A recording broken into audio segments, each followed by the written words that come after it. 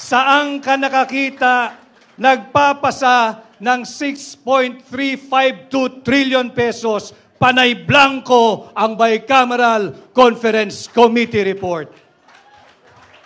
Sinasalaula tayo ng administrasyon ni Bongbong Marcos. Maraming nagsalita bago sa akin at nababanggit ang salitang suka. Alam ho ninyo, ang suka ang kalaban ng tanso.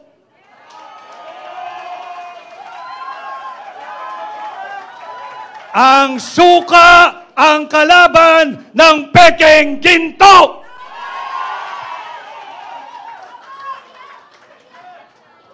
Hindi man po ako gumagawa ng suka, subalit nung ako ho ay bata, maraming beses din naman akong nautusang bumili ng suka ng aking ina. At wala pong nakakahiya doon. Sapagkat bagamat ako ho ay nakabili ng suka ng maraming ulit at nautusang bumili ng suka ng maraming ulit, may diploma ho ako at nakapagtapos ako ng kolehiyo.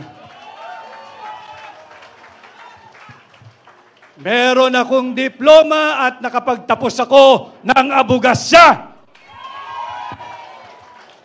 At higit sa lahat, meron akong certificate na nagpapatunay na ako ay isang ganap na abogado.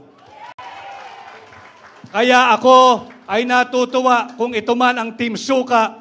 Isa po akong proud member ng Team Suka. At atin pong lalabanan ang Team Sinusuka!